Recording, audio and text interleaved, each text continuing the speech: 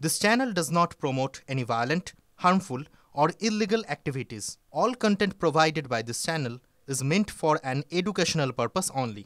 কিছু কিছু নেতার মানসিকতা আছে, শুধু মমতা বন্দ্যোপাধ্যায়ের প্রশংসা করলে হবে না, আমার আন্ডারেও থাকতে হবে আর আমার গুণগান করতে হবে। লাথি মারি আমি ওই সমস্ত নেতার মুখে। নাম না করে কটাক্ষ করলেন তৃণমূলের ব্লক সভাপতি নুরুল ইসলাম।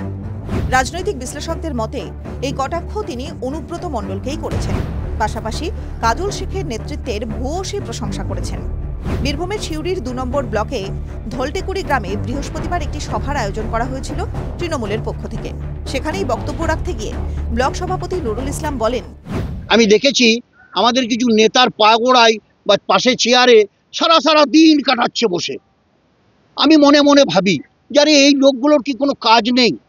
এরা নিজের এলাকায় কেন পড়ে থাকে না? এরা নিজের অঞ্চলে, নিজের ব্লকে, নিজের শহরে কেন কাজ করে না? এখানে সারাদিন বসে থাকলেই কি দলের কাজ হয়ে যায়? এবং আপনারা লক্ষ্য করে দেখবেন, এটা আমি এমনি বাড়িয়ে বলছি না, ওই রকম যারা করে তাদের এলাকাগুলোতে রেজাল্ট খুব একটা ভালো হয় না। আর আমরা যারা এসব করি না, আমাদের রেজাল্টগুলো ভালো হয়। আমরা থাকি এই দিকে তাকিয়ে যে আমার কোথায় কি অসুবিধা হচ্ছে।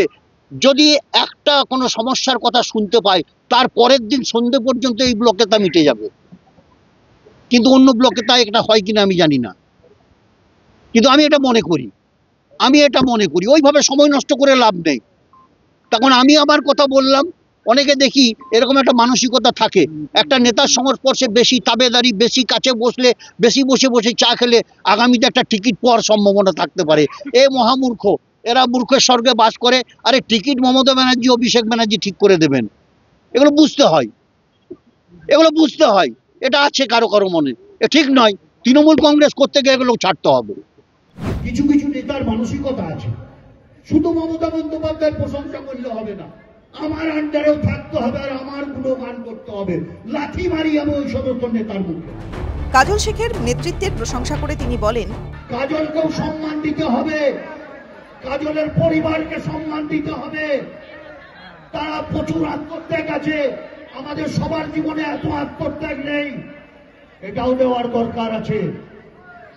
জোড়া নোংরা পলিটিক্সের মধ্যে থেকে দলের মধ্যে জায়গা করে নিয়ে দলের যারা ক্ষতি করতে চাইছে, আমি তীব্র প্রতিবাদ জানাচ্ছি। আমি মনে করি এটা যদি চলতে থাকে তৃণমূল কংগ্রেসের বড় ক্ষতি হবে। তাই আমি আপনাদের অনুরোধ করব, আমাদের কাছে একটাই ভাবনা মমতা ব্যানার্জি, আগামী দিনে পরিচালনার জন্য আমাদের সেনাপতি অভিষেক ব্যানার্জি। আমার কাছে আর কিছু বুঝি না আমি। যদিও এই নিয়ে অনুব্রত কিংবা কাজল কেউই কোনো প্রতিক্রিয়া দিতে চাননি।